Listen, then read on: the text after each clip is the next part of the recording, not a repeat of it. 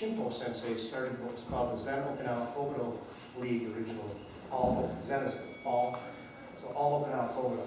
And Masayoshi Sensei and his students collected a lot of the kata on Okinawa, and they decided on which ones they were going to make part of the quote-unquote system. And Masayoshi Sensei was 10th dan, and he was recognized by the emperor and was allowed to wear the emperor's chrysanthemum symbol. So this is quite a high honor. So many people from many styles, kata and kobudo, came to see Masayoshi Sensei for training in kobudo. And I had the pleasure of knowing him for 7 years, 8 years. And I was actually in his hospital 3 days before he died. Anyway, his top student and the one he named successor was a guy named Gakiya Yoshiaki Sensei. And after he was named successor, he stayed at the Masayoshi Association, Kodokan Hanu Dojo, and ran the dojo and did all the teaching for 5 years. At the end of those 5 years, he decided he wanted to be on his own. The teacher had been gone 5 years. He wanted to make his own decisions. So he started his own association. At the time, I had left my instructor, Tadashi Yamashita, that I'd been with for quite a while. And I'd been training with Gakiya since 1990. And this was 2001, so I'd known him 11 years earlier. And then he said, well, I'm starting this association. I left the Masayoshi family. You want to be my first student? I was like, I'm in. So we started this association, and he ran it for almost 10 years, and he had a stroke, unfortunately. He was only 60 years old, and he had a stroke, and he's paralyzed on the left side. And he was either going to disband the Okinawa Kobudo Bushiren-sekai or have me take it over. And I said, people aren't going to follow me, I'm not Okinawan, blah, blah, blah. He said, just teach who wants to learn. So I did. So I took it over, and that was about 4 years ago. And we've actually grown.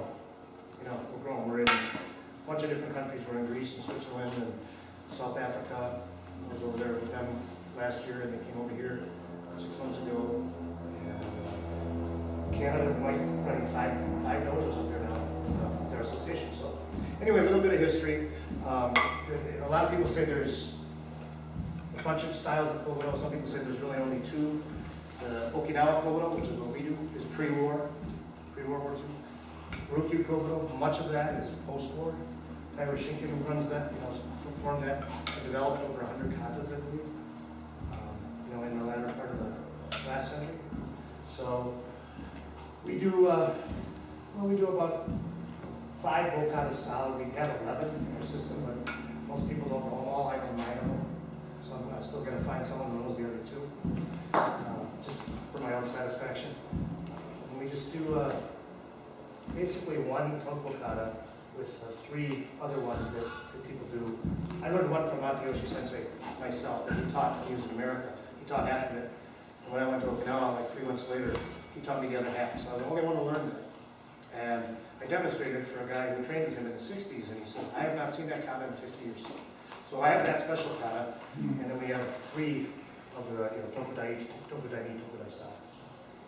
So were those, the 3, are those like training kata that he developed later, that they're not old kata, or? I can't, Teragawa, I believe, was Matayoshi's father trained. Matayoshi's father, Shinko Masayoshi, trained in China, Vietnam, all over Asia. And he collected, like the timbe, the sword and the shield, and we're the only system that does like the garden bowl, the kue. And we do, Saruchin and sunsets. I'll demonstrate some of them before you after class if you want. And anyway, when they collected all that stuff, he passed away fairly young, 59 years old, and his son really was responsible.